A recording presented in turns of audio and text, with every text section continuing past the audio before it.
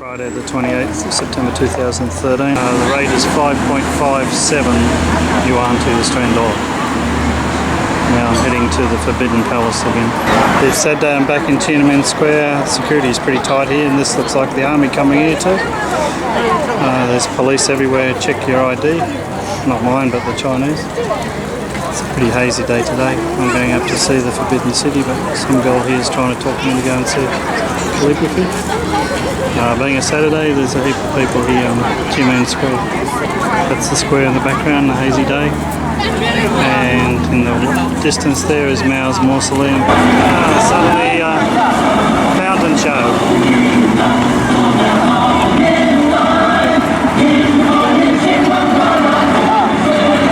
To the beat of some revolutionary song.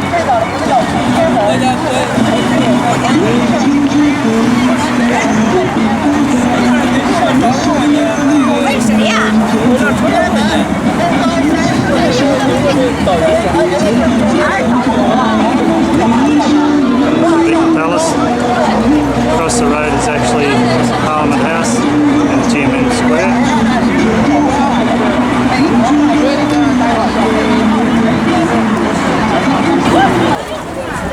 Tian'anmen Square map. Massive area. It's also a location. Parliament House, Forbidden City.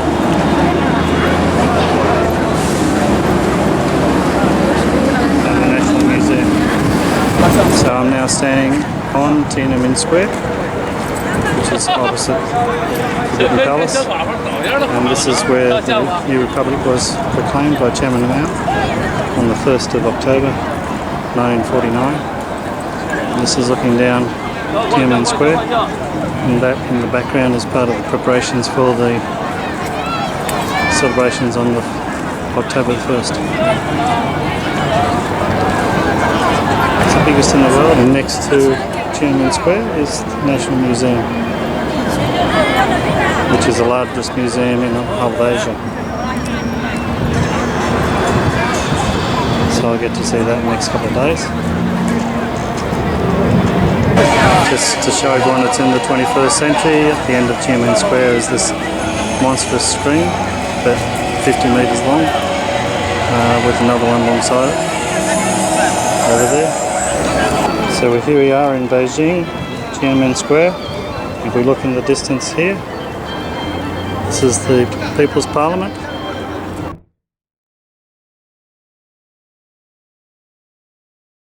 And then where we just were, the Forbidden City.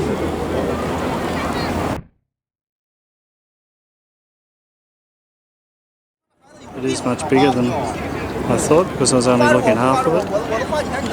And this is monument to the people's heroes.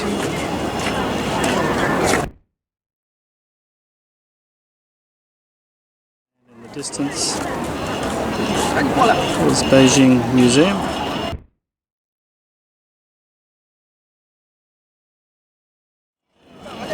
And at the end of Tian'anmen Square is the mausoleum, which contains Chairman Mao's body.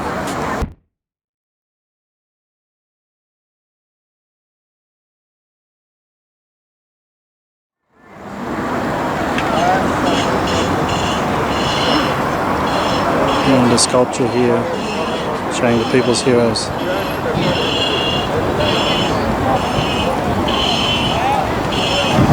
So this shows the length of Tian'anmen Square. There's Mao's mausoleum at one end, and then the monument in the centre, museum in the background, and looking down the length of Tian'anmen Square to the Forbidden City at the end.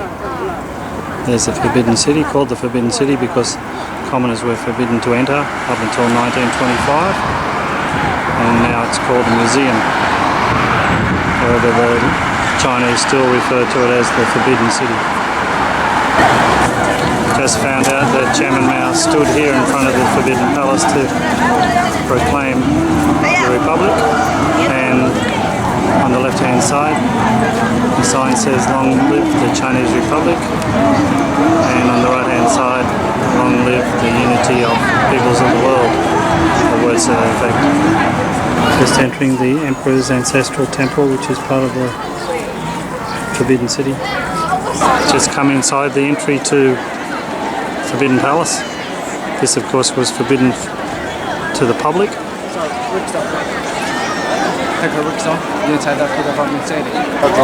The Forbidden City was home to 24 emperors. It occupies over 200 acres and was construction started in 1406, and the public wasn't allowed to enter until 1911. Over 100,000 craftsmen to be used in constructing the Forbidden City. And this is the entrance to the Forbidden City with the portrait of Mao, and I'm sitting inside the Forbidden City, just on some benches here. It's 60 yuan to enter. I'm just about to enter.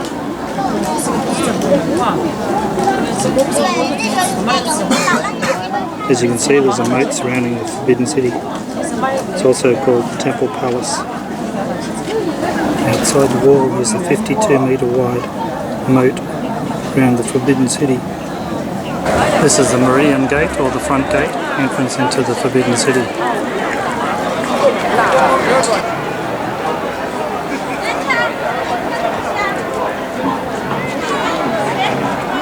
I wouldn't mind having one of these angry lions at the entrance to our place. There were some big squares in Turkey, but nothing on the scale of this.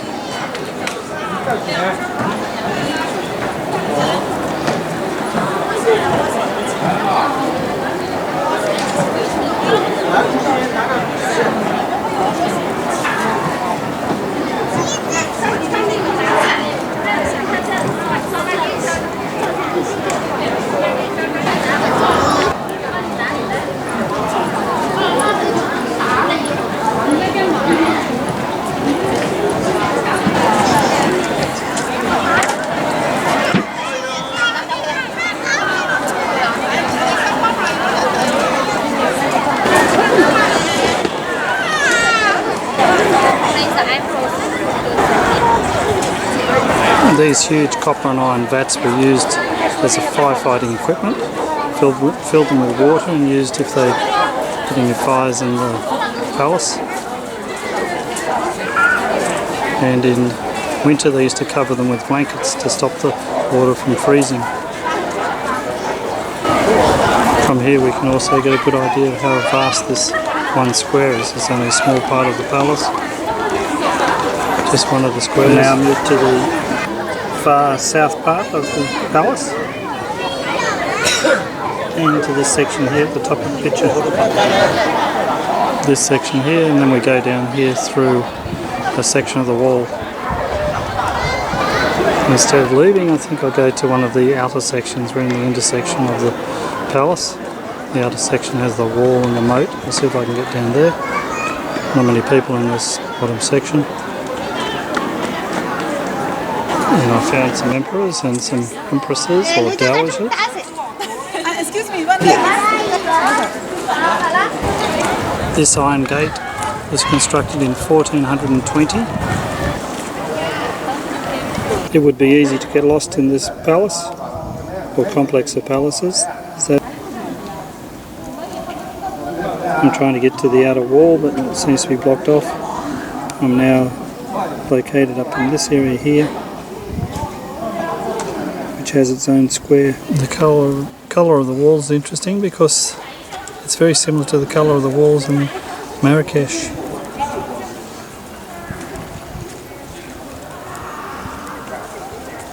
I've been here for over an hour and it's quite difficult to find a way around, but I think I found the entrance to the outer wall. I think it's through these gates here. And this is the view of the palace from outside. You get no idea of how complicated it is inside. What a maze of buildings it is, and how big the squares are, and how wonderful the architecture is inside. And this is a wall similar to the one that I saw in the Beijing Park yesterday. An Iron Dragon wall. This one was built in 1773 and is nearly 30 metres long. All the palaces have a name. This one's called the Palace of Heavenly Purity. Part of the moat in the wall that surrounds the palace. It has a large wall about 10 metres high, just below that building there. And it's wider at the base than at the top. The moat extends 3.5 kilometres. This is one of the 307 copper vats found throughout the city. This is a massive city. To give you an idea, if you had a 4-bedroom house, then the Grand Palace in Bangkok would occupy just one size of one toilet. And the house the size of this Imperial Palace. This is just one small section. You can see how large it is. Must have been a lot of people who lived here at different stages. It was the home of 24 different imperial rulers or emperors. This is an Imperial Huton or Imperial Laneway. A lot fancier than the one where I'm living. Quite amazing how intricate all the carving is. That part is very similar to the Grand Palace in Bangkok. But on a scale level, Grand Palace is tiny compared to this place. This is the Forbidden City or the Imperial Palace.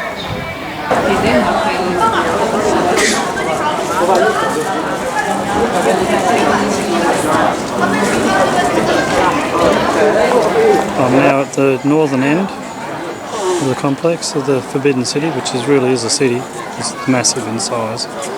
And this is the Imperial Garden.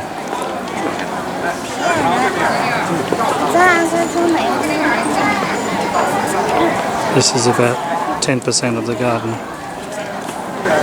It's common for the Chinese to have jagged rocks like these in their garden. These are about 10 metres high. And were brought here to form part of the garden, and just below the garden is a little pond, and then a square pavilion. This pavilion is 430 years old, built in 1583. Finally heading out. You're only allowed to walk one way from south up to north, and it's taken me just over 3 hours to do that walk through this Forbidden City. And here's the exit, another one of those huge iron gates, around 400 It's not years just old. one gate, but it's a series of gates we have to walk through to get out of this place. And finally, when you go through the set of gates, you come to the outside perimeter, and here's a 50-metre wide and nearly 4-kilometre long canal that surrounds the palace. You've got to pay for everything in China, or even to go into the parks. This one's called the Jingcheng Park, but fortunately it wasn't very expensive, only about 30 cents to get in, and I assume the money's used to maintain the park. Here's a beautiful arrangement here.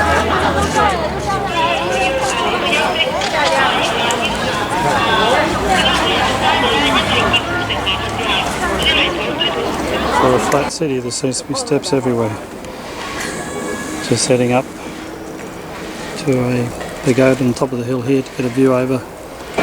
242 steps later, I'm at the Wanchun Temple, top of the hill. And on a hazy day, I'm looking over the Forbidden City, or the Imperial Palace, also known. Can't see very well. Can't see the moat going around it there. Corner there. And in the centre, you can see the entrance. And people are just leaving. This is the northern end. We look at the sun in the south, because we're in the northern hemisphere. It takes a little bit to get used to when you're used to looking at the sun in the north. Here it is. Well over 200 acres of temple complex. This is how it looks on a clear day. And the top of the hill is a big girdle overlooking the Forbidden City. Back to the hostel by bus. Cost me 17 cents. Female conductress. I haven't seen a male conductor yet. on these buses. Just before I leave Beijing, just want to take some movies of typical Beijing hutong or alleyway, laneway. See all the food vendors here, and then it goes into residential area. Very colourful. Fruit and veggies up on the left. Up and seeing a lot of older Chinese, mostly young in Beijing, working in the offices here. There's an old guy. I have to take a shot of this before I leave Beijing. Always along the street I see people playing mahjong or cards. Mostly the old guys. There are actually quite a few old guys want to have a look. And mahjong in the foreground and cards in the background. In this restaurant you take a basket here and you choose your ingredients. They're priced from 3 yuan down to 1 yuan, which is 1 yuan is only 17 cents. And here's the 1 yuan on the top shelf, then 2 yuan down here, and then 3 yuan on the bottom shelf, which is all your fish and meats, chicken. So I've taken 2 lots of chicken, and then you put it in a basket here, and then they make a soup out of it. So that's my soup. I've got broccoli, cauliflower, noodles, vegetables, and some chicken. Put into a soup, and a drink as well cost me 15 yuan, which is less than $3. And 7 minutes later, this is the soup made up with the ingredients I chose, and if you take the drink away, it's cost me less than $2.50. It's my last night here, and we're having free barbecue and beer. It's the barbecue and a few satay. There's mine down there with the chicken. So free barbecue and a beer on the last night. Good way to finish a good holiday. After a 6-hour flight from Beijing, we arrived in KL at 8 AM.